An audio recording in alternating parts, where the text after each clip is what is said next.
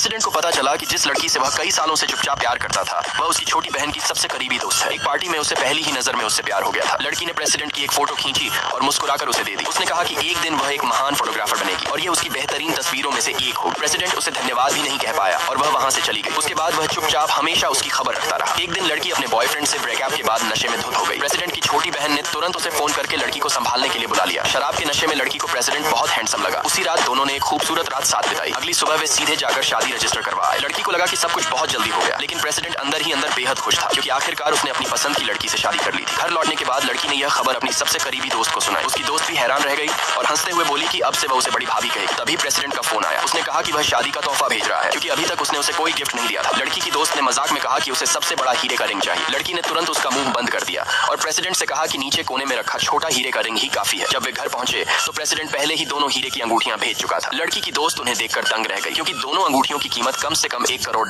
थी। लड़की ने तुरंत प्रेसिडेंट को मैसेज किया कि यह तोहफा बहुत महंगा है, छोटा वाला रिंग ही काफी था। लेकिन प्रेसिडेंट के लिए इतनी रकम खर्च करना कोई बड़ी बात नहीं थी। तभी लड़की को एहसास हुआ कि उसका पति सचमुच एक बहुत बड़ा अरबपति है। कुछ दिनों बाद लड़की की मुलाकात अपने एक्स बॉयफ्रेंड से हो गई। वह उसे फिर से पाने आया था। लड़की ने साफ कह दिया कि अब उसकी शादी हो चुकी है और वह दोबारा उसे परेशान न करे, लेकिन उसका एक्स इस बात पर विश्वास ही नहीं कर रहा था। तभी प्रेसिडेंट वहां पहुंचा और आते ही उसके एक्स के चेहरे पर जोरदार मुक्का जड़ दिया। एक्स ने गुस्से में पूछा कि तुम हो कौन? प्रेसिडेंट ने उसकी आंखों में देखते हुए जवाब दिया, मैं इसका पति हूँ।